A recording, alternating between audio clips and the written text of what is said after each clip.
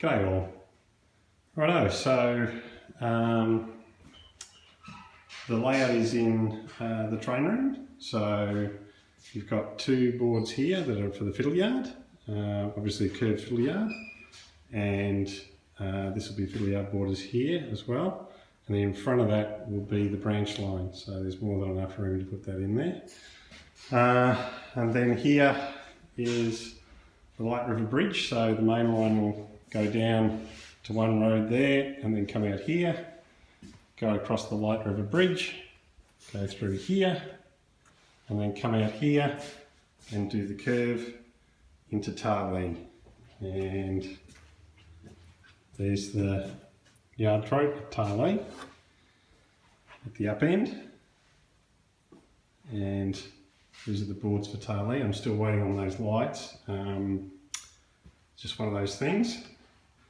And then as you go through Tarlee, there'll be a tree here and the level crossing, and then you'll be back into the fiddle yard there. Okay, and then as you can see, if you're here, you can see the other end of the fiddle yard. So if you put a control point here, you should be okay, because you can actually see down there the up end of Tarlee, and you can see the down end of Tarlee, and you can control everything from here. So, you know, tortoise point motors and stuff like that, they'll be integrated into here with a proper control panel.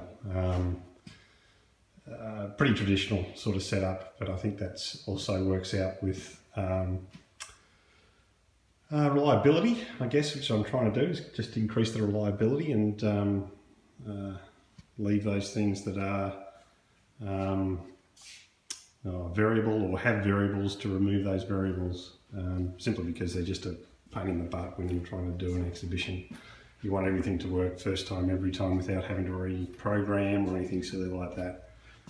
So the bridge will go in here. There'll be a little bridge there, and then you can actually see where I'm marking in for the river.